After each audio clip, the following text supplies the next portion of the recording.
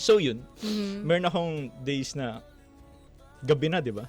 Nasa gitna ka ng dagat, tapos super dilim. Usually kasi yung ilaw niyo pag nasa dagat kayo is yung buwan, yung moon. Wala masyadong ano talaga. For that time, it was kind of cloudy. Walang buwan, walang stars. As in, sobrang dilim. Nasa labas ako. Feeling ko tinatawag ako ng dagat. Grabe.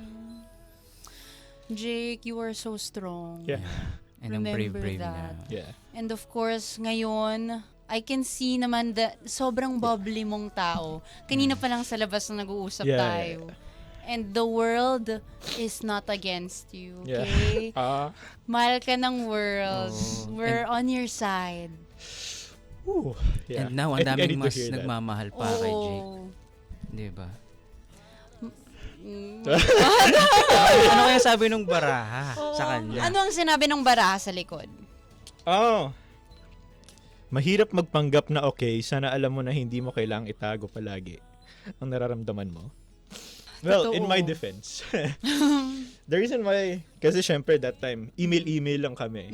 Email sa family namin dito.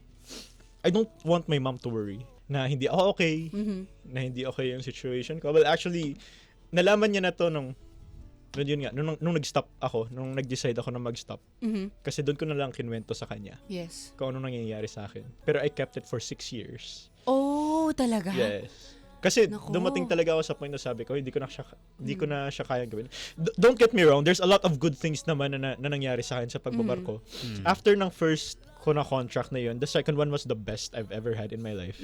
At least, I've worked with the best people. Yeah. And the thing is, with yung second ko na sakay sa barko, yung kapitan ko before, naging favorite niya ako. As in, mahal na mahal niya ako. He was German. Pero until now, nag-uusap pa din kami. Ay, talaga? Minsan, nung pumupunta siya dito sa Philippines, nagkikita pa din kami. So, it's not all bad na nangyari sa akin. Sa pagbabarko, there's a lot of good things din.